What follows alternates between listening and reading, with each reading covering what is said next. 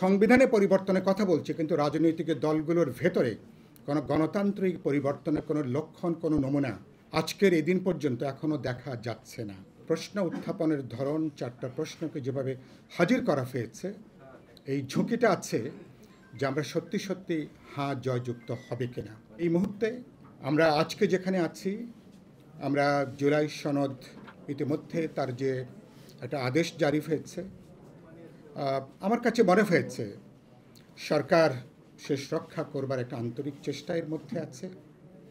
নানা পক্ষকে আশ্বস্ত করা তার একটা চেষ্টা আছে, বিভিন্ন গুরুত্বপূর্ণ অংশীজনকে আস্থার মধ্যে নেওয়া এবং তাদেরকে বলতে পারেন বিভিন্ন অংশকে এবং তাদেরকে একটা বোঝাপড়ার মধ্য দিয়ে এই মুহূর্তে রাজনৈতিক সংকট উত্তরণের ক্ষেত্রে এবারকার জুলাই সনদ যে আদেশ, সে আদেশ খানিকটা কার্যকর ভূমিকা রাখবে।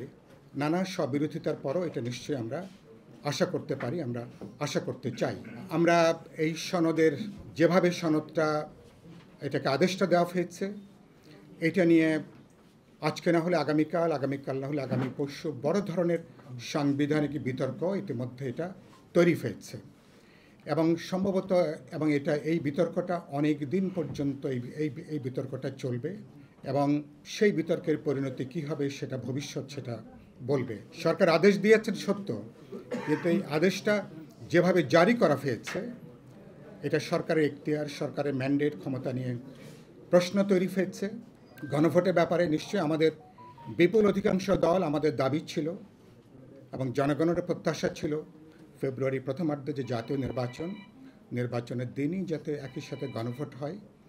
সরকার এই বিপুল গণদাবির পক্ষেই তারা অবস্থান নিয়েছেন এবং সে জায়গাটা তারা বলেছেন, কিন্তু প্রশ্নগুলো যেভাবে উত্থাপন করা হয়েছে 4টা ভাগে ভাগ করে, সেখানে গণভোটের ব্যাপারে আমরা গণভোটে যে অর্জনটা করতে চাই জুলাই সনদের পক্ষে, অভ্যুত্থানের পক্ষে, আমরা আগামী পার্লামেন্ট যাতে একই সাথে একটা কনস্টিটিউয়েন্ট পাওয়ার নিয়ে কাজ করতে পারে, যাতে জয়যুক্ত হয়।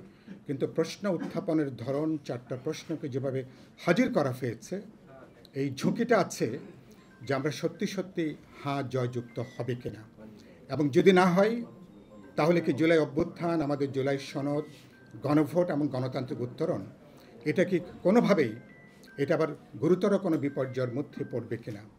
আমি মনে করি এখনও সময় আছে। সরকার প্রয়োজন বোধে এই জুলাই সনদ আইনটাকে তারা পর্যালোচনা করতে পারেন। আমরা নির্বাচন কমিশনকে পরশুদিন 2 দিন আগে বলে এসেছি, রাজনৈতিক দলগুলোর সাথে কোনো আলোচনা না করেই আপনারা আরপিও চূড়ান্ত করেছেন, আপনারা এটা অন্যায় করেছেন।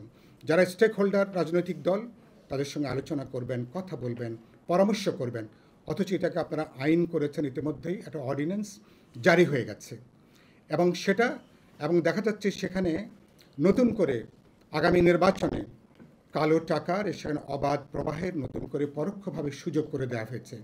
জামানতের পরিমাণ বৃদ্ধি পেয়েছে, সর্বোচ্চ ব্যয়ের পরিমাণ 25 লক্ষ থেকে 35 থেকে 60 লক্ষ 70 লক্ষ টাকা পর্যন্ত এটা এখন উন্নীত হবে। এটা তো হচ্ছে প্রকাশ্য ব্যয়, আর অপ্রকাশ্য ব্যয় এর কত শতগুণ হবে আমরা জানি না। এবং এই ধারা যদি চলতে থাকে অতীতের মতন, আগামী পার্লামেন্টও বিত্তবান, ধনী, কিছু কিছু ক্ষেত্রে কালো টাকার মালিক এবং দুর্বৃত্ত মাফিয়ারা আগামী পার্লামেন্ট নতুনভাবে তারা দখল করে নেবেন কিনা, সেই ঝুঁকি, সে আশঙ্কা কিন্তু এখনও পর্যন্ত দেখা যাচ্ছে।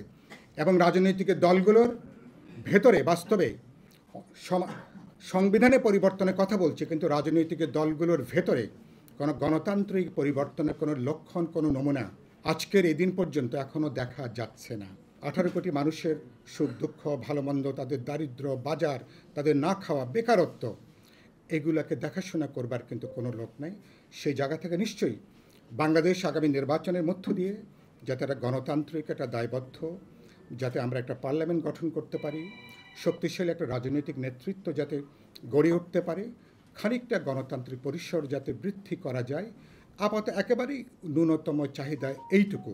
কারণ বাংলাদেশ তার ইতিহাসের অভ্যন্তরীণ, রিজনালি এবং গ্লোবালি সবচেয়ে বড় নিরাপত্তা ঝুঁকির মধ্যে আমরা এখন পার করছি। এই সরকার কোনো দিক থেকে সেটাকে সামাল দিয়ে উঠতে পারছে না। সেজন্য আমরা আমাদের মধ্যে তর্ক করি, বিতর্ক করি, আলোচনা করি।